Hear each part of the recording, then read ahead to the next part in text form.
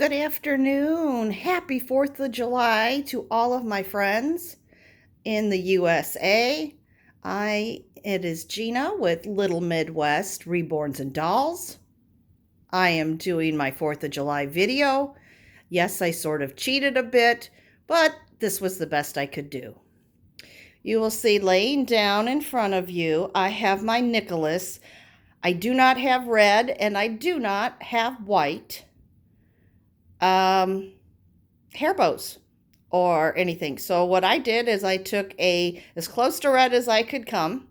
I had a big coral colored uh, bow, and I gave it to Nicholas to wear as a bow tie. So he is officially in red, white, and blue.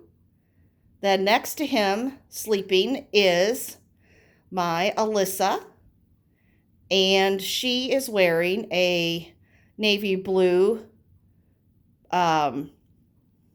what do you call it? Romper. There we go. Navy blue romper with little white polka dots, and it has a little red crab on it. Then back behind the two of them, we have Lacey, and she is sitting on the left, and she is wearing a striped blue and white little dress with little red stars outlined on it, and she has little red bloomers. And then sitting in the center is my sweet little Michael, and he has on kind of a corally red with white anchors and white and blue sailboats and a blue lobster, and he's got the neck pillow with the stars around it, around his head. So there is my Michael right in the center. And then to your right, I have my sweet Rose, and she is wearing a little romper that is light blue and white with little red cherries on it. So there, guys, there you have it. These are my 4th of July babies. And I wanted to tell you, I think today I will do a tag as well. This is from Lisa's Littles, and it is your favorite TV shows as a child. Now, if I go back to when I was before kindergarten, and I'm dating myself here, and that's okay. Romper Room, The Electric Company, Leave It to Beaver, Flipper, Gilligan's Island, Lassie. Oh my gosh, love Lassie. Also, I watched as I got older. Favorite childhood shows were The Brady Bunch, The Partridge Family, Little House on the Prairie. Yeah, those were favorites. And with Little House on the Prairie, I have read those books probably 8 to 10 times by the time I was 13. I love them. I love the series. I love the fact that even though her books are fiction, they are based on her real life. They're based on the memories of her childhood, and they're based on the stories that, like Little House in the Big Woods, is based on the stories that her mother and father used to tell. There's a lot of stories in there, and memories. And that the Ingalls family was a real live family. They really, truly did live in Wisconsin, in the big woods, near the town of Pepin. And then they moved all over, and they really did live in Kansas on the prairie. And mistakenly, they were told the entire Kansas territory was opened up. So Charles Ingalls settled there with his family, and that was to be their permanent home. And that was near Independence, Kansas. And it turned out that the government then changed their minds and redrew the lines for the Indian reservations. And in doing so, they were on the wrong side of the line, and so they lost their home. Um, and I know a lot about their real life. Laura Ingalls and her husband, Almanzo Wilder, actually wound up settling in Missouri permanently, and they lived in Mansfield, Missouri. It's the closest town, not far, not well, kind of near Springfield, but Missouri, but not really. But at any rate, well, they're a few hours away. At any rate, they settled there and they built their farm there, and that is where she actually wrote all the Little House books. I have toured the areas and the homes in memory of her and found out a lot more facts. I have books on their actual real true lives. And so I just am a huge Laura Ingalls Wilder fan. I've been to Rocky Ridge Farm in Missouri. I've been to the house in Pepin, which at the time there was just a marker where the house would have stood.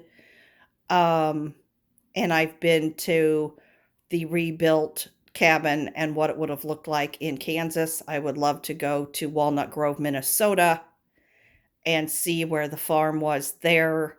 I'd love to get up to South Dakota and in DeSmet, South Dakota, and see where they lived when they lived by the shores of Silver Lake, and then when they built the town. Charles Ingalls actually was one of the founders of the town of DeSmet, and they lived in town when they first arrived there, their first winter in the surveyor's house, and then later, and he worked for the railroad, and then later they moved out and established a homestead, and then as his children grew and three of his daughters left home, his wife wanted to move back into town, so he moved back into town and built a home there, and that is still there for people to go and visit. And I probably lost a lot of you by now. You're probably all like bored to tears.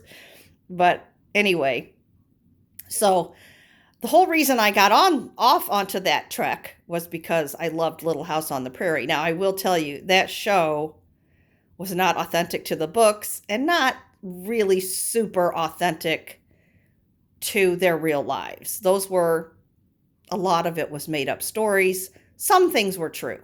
They really did live in Walnut Grove, Minnesota. There really was a teacher that she wrote about called Miss Beadle and Doc Baker and things like that.